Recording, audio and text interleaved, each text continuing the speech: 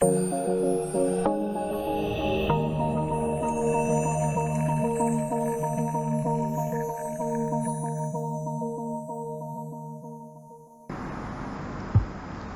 Assalamualaikum warahmatullahi wabarakatuh. Selamat pagi semuanya dan salam budi luhur. Bertemu lagi dengan saya Eza Budi Perkasa di video perkuliahan kecerdasan tiruan. Di pertemuan 3 kali ini saya akan menjelaskan tentang pencarian buta. Ya. Jadi sebelumnya kita sudah mengetahui bahwa kita akan memodelkan suatu permasalahan dalam dua keadaan tertentu. Ya. Jadi teknik penyelesaian masalahnya itu ada beberapa. Yang pertama itu searching atau pencarian, lalu ada reasoning atau penalaran, lalu ada planning atau perencanaan. Jadi planning ini ada memecahkan masalah menjadi sub masalah, lalu ada menyelesaikan sub masalah satu persatu, ya. Lalu menggabungkan solusi tersebut, solusi setiap sub masalah menjadi solusi lengkap. Ya. Jadi dibagi-bagi, lalu disatukan lagi. Itu planning.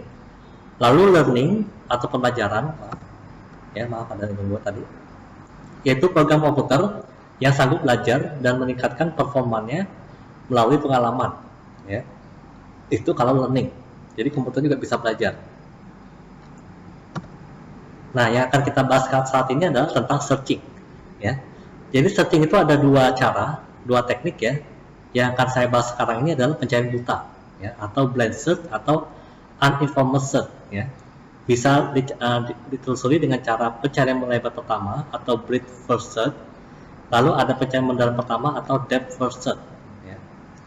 Nanti selanjutnya adalah pencarian terbimbing. Di video selanjutnya ada namanya pencarian terbimbing atau heuristic search atau informed search. Ya. Dia bisa dilakukan dengan pembangkitan dan pengujian atau generate and test, lalu pendakian bukit atau hill climbing, atau pencarian terbaik pertama atau best first search. Pencarian buta yang pertama, teknik yang akan saya bahas adalah breadth first search. Ya. Itu semua not pada suatu level pohon pelacakan akan ditelusuri. Ya. Itu BFS ya, saya singkat BFS saja. Lalu pencarian tersebut dimulai dari root atau akar. Jadi root itu terbalik ya. Akarnya ada di atas ya. Paling atas itu namanya root. Ya. Kemudian turun ke level selanjutnya dari node terkiri ke node terkanan dan seterusnya untuk level-level di bawahnya. Ya. Nah, algoritmanya seperti ini. Pertama adalah masukkan dulu rootnya ke dalam queue. Ya. Lalu yang kedua, ambil atau dequeue node dari queue dan periksa apakah node merupakan tujuan. Ya.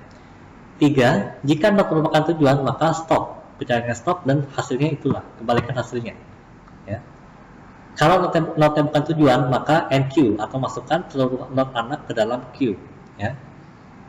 Kalau queue-nya kosong dan seluruh node yang sudah periksa, maka pencarian selesai. Stop sampai situ. Tapi kalau masih ada isinya, maka ulangilah langkah kedua. Ya. Ingat, queue itu prinsipnya adalah yang masuk pertama, yang keluar pertama, atau first in, first out. Ya. Nah, contohnya seperti ini. Ya. Perhatikan pohon pelacakannya. Ya. Diminta, kalau misalnya dari S ke G itu, kita menerapkan algoritma breadth first search, atau BFS. Ya. Bagaimana caranya?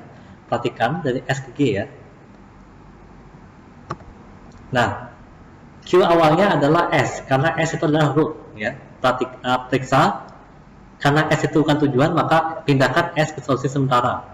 Masukkan A dan B ke Q, maka solusi sementara menjadi S ya. Lalu S diganti menjadi BA. Perhatikan ya, kalau dalam Q dia jadi kebalik ya. Kan emang kerjanya memang dari kiri ke kanan, tapi dia dibalik ya, jadinya BA ya. Karena A itu bukan tujuan, jadi perhatikan yang paling kanan ya. Kalau dalam Q itu perhatikan paling kanan. Karena A itu bukan tujuan, maka pindahkan A ke solusi sementara. Dan A itu punya anak C dan D, maka C dan D itu masukkan ke Q. Dan masukin juga kebalik ya, DC ya, bukan CD tapi DC ya. Maka solusi sementara menjadi SA. Nah, kemudian perhatikan setelah A itu ada B ya. B periksa lagi, karena B bukan tujuan, maka pindahkan B ke solusi sementara dan masukkan E dan F secara kebalik ke dalam Q, jadi FE bukan EF ya. Jadi solusi sementaranya adalah S, A, B ya. Lalu ada C. C bukan tujuan, maka pindahkan C ke solusi sementara dan C tidak punya anak maka tidak ada lagi dimasukkan dalam Q. Maka solusi sementaranya menjadi S, A, B, C. Ya. Kemudian D itu bukan tujuan, maka pindahkan D ke solusi sementara menjadi S, A, B, C, D. Lalu perhatikan sekarang E. E pindahkan ke solusi sementara. Kenapa dipindahkan? Karena dia bukan tujuan, ya. Dan E punya anak yaitu HG, berarti GH ya, kalau dimasukkan dalam Q itu menjadi GH, ya. Ke Q, maka solusi sementara menjadi S, A, B, C, D, E. Lalu F bukan tujuan, maka pindahkan F ke solusi sementara menjadi S, A, B, C, D, E, F. Kemudian periksa lagi H. H itu bukan tujuan, maka pindahkan H itu ke solusi sementara. Ya. Maka solusi sementaranya menjadi S, A, B, C, D, E, F, H. Bukan G, tapi H, ya, karena yang itu pertama adalah H. Ya. Lalu G itu merupakan tujuan, maka G tetap pindah ke solusi sementara walaupun itu sudah selesai pencariannya, ya. Maka solusi sementara ini adalah S, A, B, C, D, E, F, H, G, ya. Ini bukan jawaban akhir ya, masih harus dicari solusi akhirnya, ya. Nah, bisa dibikin jadi tabel seperti ini ya, biar lebih singkat ya. Nah, perhatikan dari pohon ini ya, di bawah ini ya, setelah kata penyelesaian, maka dari pohon ini bisa diketahui bahwa G itu adalah anaknya dari E ya. Jadi telusuri dari yang akhir dulu, G anaknya dari E, jadi G ini turun naik ke E. Lalu E merupakan anaknya B ya. B merupakan S dan S itu merupakan root. Maka solusi akhirnya adalah cukup tuliskan keterkaitannya aja dari root ke daun ya, root ke leaf. Berarti solusi akhirnya adalah S, lalu B, lalu E, lalu G. Jadi solusinya adalah S, B, E, G. Ya. Itu tentang DFS. Sekarang lanjut ke depth first search atau DFS. Ya. DFS ini dia dilakukan dari semua anak ya, sebelum dilakukan pencarian ke node-node yang selevel. Jadi dia turun dulu baru ke samping. Ya. Bedanya seperti itu. Seperti biasa, dimulai dari root ke level yang lebih tinggi. Jadi dia turun, bukan nyamping tapi turun dulu. Ya. Diulangi hingga ditemukan tujuan. Ya. Algoritmanya mirip dengan tadi, cuma bedanya kalau DFS ini dia pakai suatu data stack. Perhatikan kalau stack itu adalah last in first out, yang masuk terakhir itulah yang keluar pertama kali. Ya. Itu kalau stack. Jadi pertama kali adalah masukkan root ke dalam stack. Selanjutnya adalah ambil atau pop node dari stack dan periksa apakah node merupakan tujuan. Ya. Kalau node merupakan tujuan, maka pencarian selesai, di stop dan kembalikan hasilnya. Ya. Tapi kalau node yang bukan tujuan, maka masukkan atau push seluruh node anak ke dalam stack. Ya. Kalau stack kosong dan setiap node sudah diperiksa, maka pencariannya selesai. Dan perhatikan kalau stack itu tidak mungkin kosong, maka ulangilah pencarian di tahap 2 sampai ketemu solusinya. Ya. Contohnya sama seperti tadi ya, dari S ke G, tapi saya mau menerapkan algoritma DFS. Bagaimana caranya? Ya. Pertama adalah masukin dulu stack ke dalam stack S dan garis pembatas. Perhatikan kalau dalam DFS itu selalu ada garis pembatas ya. Garis pembatas ini fungsinya adalah penanda bahwa node bersangkutan adalah root atau anak. Ya. Nah, yang periksa dalam stack ini adalah yang pertama kali. Kalau tadi Q itu yang terakhir kali, kalau stack itu periksa yang pertama kali. Ya. S itu bukan tujuan, maka pindahkan S ke solusi sementara. Dan S punya anak A dan B, maka A dan B-nya masuk ke dalam stack. Ya. Jadi solusi sementaranya adalah S. Ya. Kemudian masukkan A, B berikut pembatasnya, karena A dan B ini adalah anak. Ya. Maka kasih lagi pembatasnya. Ya. Periksa lagi A-nya. A itu bukan tujuan, maka pindahkan A ke solusi sementara. A punya anak C dan D, maka C dan D masuk stack, tambah lagi pembatasnya. Jadi solusi sementaranya adalah SA.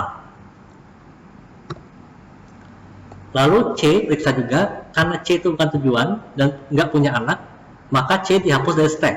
Ya, dan tidak, perhatikan kalau ini DFS ini tidak perlu dimasukkan ke solusi sementara, berarti udah sah bahwa C bukan solusi sementaranya. Ya, maka solusi sementaranya tetap SA. Lalu D periksa lagi, ternyata D juga bukan tujuan, maka D hapus dari stack. Dan D tidak punya anak, maka D dihapus dari stack. Ya. Solusi sementaranya tetap SA. Kemudian kita ketemu pembatas. Ya. Karena elemen terkiri tersebut adalah pembatas, maka hapus elemen tersebut dari stack. Dan hapus elemen tekanan dari solusi sementara. Berarti yang tadinya SA, ya karena elemen tekanannya adalah A, berarti A-nya dihapus, jadi solusi sementaranya berubah menjadi S saja.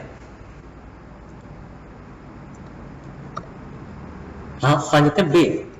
B itu bukan tujuan, ya. Dan B punya anak E dan F, maka B-nya pindah ke solusi sementara, dan B-nya diganti dengan E dan F dengan pembatas, ya. Karena E dan F itu adalah anak dari B.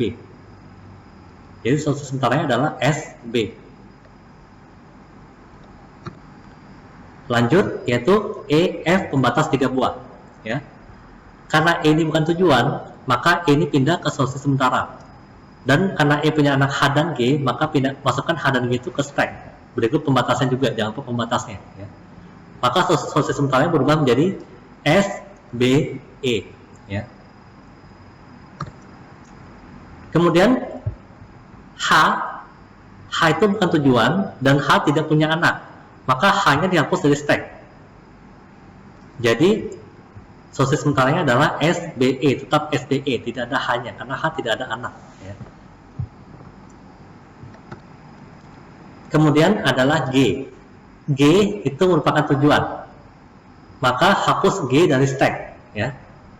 Dan jadikan solusi sementara sebagai solusi akhir. Perhatikan, karena G, walaupun G tidak punya anak, tapi karena dia merupakan tujuan, maka G-nya masuk ke solusi akhir. Ya.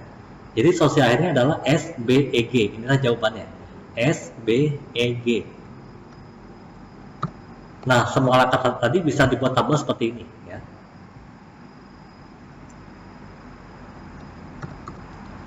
Oke, untuk video kali ini cukup sekian. Kalau ada pertanyaan yang kurang jelas, silahkan layangkan di komentar ya. Jangan lupa di komentar, kemudian di like dan di subscribe video ini, subscribe di channel ISP Dr. Luhur dan juga channel saya Eza Budi Perkasa. Sampai jumpa di video selanjutnya yang lebih asik lagi. Saya akhiri. Assalamualaikum warahmatullahi wabarakatuh. Selamat pagi dan salam budi luhur.